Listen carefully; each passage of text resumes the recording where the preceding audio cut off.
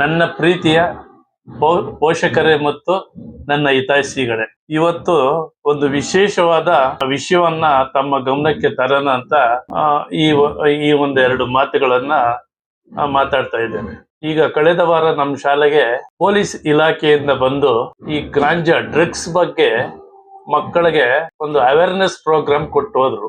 ಅದನ್ನ ನಮ್ಮ ಶಾಲೆಯ ಎಲ್ಲ ಪೇರೆಂಟ್ಸ್ಗೆ ತಿಳಿಸೋಣ ಅಂತ ಈಗ ನಮ್ಮ ಚಾನೆಲ್ ಮೂಲಕ ಮಾತಾಡ್ತಾ ಇದ್ದೇನೆ. ಪ್ರಿಯ ಪೋಷಕರೇ, ಕೆಲವಾರು ದಿನಗಳಿಂದ ನಮ್ಮ ವ್ಯಾಪ್ತಿಯಲ್ಲಿ ಕೆಲವು ಮಕ್ಕಳಿಂದ, ಅಂದ್ರೆ ಶಾಲೆಗೂ ಬರೋದಿಲ್ಲ, ಅವರು ತಂದೆ ತಾಯಿ ಮಾತು ಕೇಳೋದಿಲ್ಲ, ಸುಮ್ನೆ ಅಲ್ಲಿ ಇಲ್ಲಿ ತಿರುಗ್ಕೊಂಡು ಈ ಗಾಂಜಾಗೆ ಅಡಿಕ್ಟ್ ಆಗ್ಬಿಟ್ಟಿರ್ತಾರೆ. ಅವ್ರು ಅಡಿಕ್ಟ್ ಆಗಿರೋದು ಸಾಲದೆ ಕೆಲವೊಂದು ಮಕ್ಕಳನ್ನ ಜೊತೆಗೆ ಸೇರಿಸ್ಕೊಂಡು ಅವ್ರಿಗೂ ಕಲ್ಸ್ಬಿಟ್ಟಿದ್ದಾರೆ. ಅಂದ್ರೆ ನಮ್ ಸ್ಕೂಲಲ್ಲಿ ಆ ತರ ಯಾವೊಂದು ಘಟನೆಯನ್ನು ನಡೆದಿಲ್ಲ. ಆದ್ರೂ ಆರೋಗ್ಯ ಇಲಾಖೆಯಿಂದ ಮತ್ತೆ ಪೊಲೀಸ್ ಇಲಾಖೆಯಿಂದ ನಮ್ಮ ಶಾಲೆಗೆ ಬಂದು ಅವೇರ್ನೆಸ್, ಅದರಿಂದ ಆಗುವ ದುಷ್ಪರಿಣಾಮಗಳು, ಯಾವ ರೀತಿ ಮಕ್ಕಳು ಬೇರೆ ಮಕ್ಕಳನ್ನ ಎಳ್ಕೊಂಡು ಅವ್ರಿಗೆ ಒಂದು ಟ್ರೈನ್ ಅಪ್ ಮಾಡ್ತಾರೆ ಅನ್ನೋದ್ರ ಬಗ್ಗೆ ಸವಿಸ್ತಾರವಾಗಿ ಹೇಳಿದ್ದಾರೆ. ಆದ್ರಿಂದ ತಂದೆ ತಾಯಿಗಳು ತಮ್ಮ ಮಕ್ಕಳ ಬಗ್ಗೆ ಮುತುವರ್ಜಿ ತಗೋಬೇಕು. ಅವರ ಚಲನವಲನಗಳ ಬಗ್ಗೆ ಗಮನ ಇಡಬೇಕಾಗ್ತದೆ. ಗೊತ್ತಿದೆ, ಬೆಂಗಳೂರಲ್ಲಿ ತಂದೆ ತಾಯಿ ಇಬ್ರು ದುಡಿದ್ರೆ ಜೀವನ ಮಾಡೋದು ಅಂತ ಗೊತ್ತಿದೆ. ಬಟ್ ಆ ಜೀವನ ಮಾಡೋದ್ರ ಜೊತೆಗೆ ನಿಮ್ಮ ಸರ್ವಸ್ವನ್ನೇ ದಾರಿ ಹರಿದಿರ್ತೀರಲ್ಲ ನಿಮ್ಮ ಮಕ್ಕಳಿಗೆ, ಅವರ ಚಲನವಲನಗಳ ಬಗ್ಗೆನೂ ಗಮನ ಇಡಬೇಕಾಗ್ತದೆ. ಅದೇ ಹೇಳ್ತೇನೆ, ನಮ್ಮ ಸ್ಕೂಲಲ್ಲಿ ಯಾವುದೇ ಕಾರಣಕ್ಕೂ ಅಂತ ಇನ್ಸಿಡೆಂಟ್ ನಡೆದಿಲ್ಲ. ಆದ್ರೂ ಮುಂಜಾಗ್ರತಾ ಕ್ರಮವಾಗಿ ನಮ್ಮ ಮಕ್ಕಳು ಶಾಲೆ ಬಿಟ್ಟ ಮೇಲೆ ಯಾವ ಹುಡುಗರ ಜೊತೆ ಸೇರ್ತಾರೆ ಅದ್ರ ಬಗ್ಗೆ ಗಮನ ಹರಿಸ್ಬೇಕಾಗ್ತದೆ. ಕೆಲವೊಂದು ಚಟಗಳು ಜೊತೆ ಸೇರೋದ್ರಿಂದ ಬಂದ್ಬಿಡ್ತದೆ.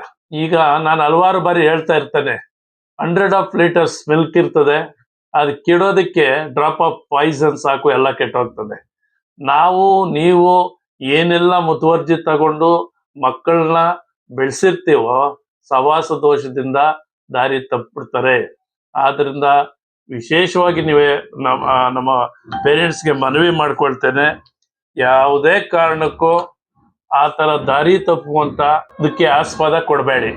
ಈಗ ಬೆಳಿಗ್ಗೆ ಒಬ್ಬ ಪೇರೆಂಟ್ಸ್ ಬಂದಿದ್ರು, ಸರ್ ನಾವು ಅಂದ್ರೆ ಈ ವರ್ಷ ನಮ್ಗೆ ಬೇರೆ ಸ್ಕೂಲ್ ಇಂದ ಸೇರ್ಸಿರೋಂಥ ಸ್ಟೂಡೆಂಟ್, ಅವ್ರ ಹೆಸರು ಹೇಳೋದು ಬೇಡ, ಜಾಸ್ತಿ ಮಾತಾಡಿದ್ರೆ ಮನೆ ಬಿಟ್ಟು ಹೋಗ್ಬಿಡ್ತೀನಿ ಅಂತಾರಂತೆ. ಸವಾಸ ದೋಷದಿಂದ ಆ ಮುಗ್ಧವಾದ ಮನಸ್ಸು ಹೋಗಿ ಕ್ರೂರವಾದ ಮನಸ್ಸಿನ ಕಡೆ ತಿರುಗಿ ತಂದೆ ತಾಯಿಗೆ ಜವಾಬ್ ಕೊಡುವಂತ ಒಂದು ಲೆವೆಲ್ಗೆ ಬರ್ತಾರಂದ್ರೆ ಲೆಕ್ಕ ಹಾಕೊಳ್ಳಿ.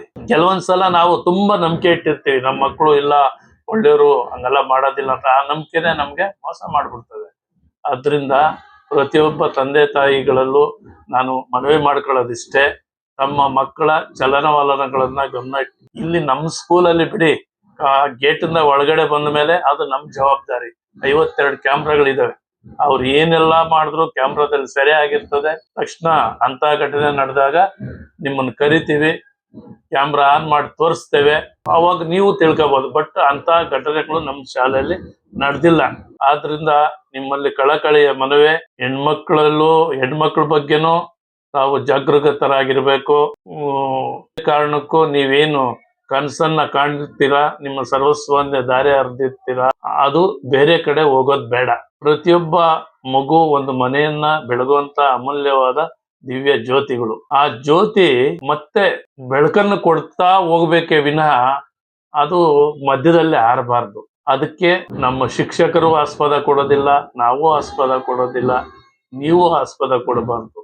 ಅದರಿಂದ ಇವೆಲ್ಲ ಏನಕ್ಕೆ ಹೇಳ್ತಾ ಇದ್ದೀನಿ ಅಂದ್ರೆ, ಈಗಾಗಲೇ ನಮ್ಮ ಶಿಕ್ಷಣ ಇಲಾಖೆಯಿಂದ ನಮ್ಗೆಲ್ಲ ಇನ್ಸ್ಟ್ರಕ್ಷನ್ ಬಂದಿದೆ. ಪೇರೆಂಟ್ಸ್ಗೆ ಒಂದು ಜಾಗೃತಿ ಮೂಡಿಸಿ, ಮಕ್ಕಳಲ್ಲಿ ಒಂದು ಜಾಗೃತಿ ಮೂಡಿಸಿ, ದುಶ್ಚಟಗಳನ್ನ ಕಲಿಯದೆ ಇರುವಂತೆ ನೋಡ್ಕೊಳ್ಳಕ್ಕೆ ಪೇರೆಂಟ್ಸ್ಗೂ ನೀವು ಒಂದು ಜಾಗೃತಿ ಮೂಡಿಸ್ಬೇಕು. ಕೆಲವೊಂದು ಟೈಮಲ್ಲಿ ನಮ್ಗೆ ಗೊತ್ತಾಗೋದಿಲ್ಲ, ಆ ಮುಗ್ಧವಾದ ಮನಸ್ಸು ಕ್ರೂರವಾದ ಮನಸ್ಸಿನ ಕಡೆಗೆ ತಿರುಗಿ ದುರ್ಚಟಗಳನ್ನ ಕರೆತು ದುರಾಲೋಚನೆ ಮಾಡಿ ಏನಾಗ್ಬಾರ್ದು ಅದಾಗ್ಬಿಡ್ತದೆ. ಅದರಿಂದ ಪ್ರತಿಯೊಬ್ಬ ಪೋಷಕರಲ್ಲೂ ನಂದು ಕಳಕಳೆಯ ಮನವಿ, ನಿಮ್ಮ ಕನಸುಗಳು ನನಸಾಗಬೇಕು. ಅದಕ್ಕೆ ನಮ್ಮ ಶಾಲೆಯ ವತಿಯಿಂದ ಏನೆಲ್ಲ ಕ್ರಮಗಳು ತಗೊಳ್ತೀವಿ. ಮತ್ತೆ ನೀವು ಶಾಲೆಗೆ ಕಳಿಸ್ಬಿಟ್ವಿ ಬಿಡು, ಎಲ್ಲ ಅಲ್ಲೇ ನೋಡ್ಕೊಳ್ತಾರೆ ಅನ್ನೋದನ್ನ ಬಿಡ್ಬೇಕು. ಶಾಲೆ ಬಿಟ್ಟ ತಕ್ಷಣ ಮನೆಗ್ ಬಂದಾಗ ಮನೇಲಿ ಕೇರ್ ತಗೋಬೇಕಾಗಿರೋದು ನೀವೊಂದು 50%, ನಾವೊಂದು 50% ಜವಾಬ್ದಾರಿ ತಗೊಂಡಾಗ ಆ ಸ್ಟೂಡೆಂಟ್ ಯಾವುದೇ ಕಾರಣಕ್ಕೂ ಹಿಂತಿರುಗಿ ನೋಡೋದಿಲ್ಲ. ಕೆಲವೊಂದು ಕಹಿ ಘಟನೆಗಳು ನಡೀತವೆ. ಈಗ ಸಂಸಾರ ಅಂದ್ಮೇಲೆ, ಒಂದು ಸಂಸ್ಥೆ ಅಂದ್ಮೇಲೆ ಚಿಕ್ಕ ಪುಟ್ಟ ಇದ್ದೇ ಇರ್ತವೆ.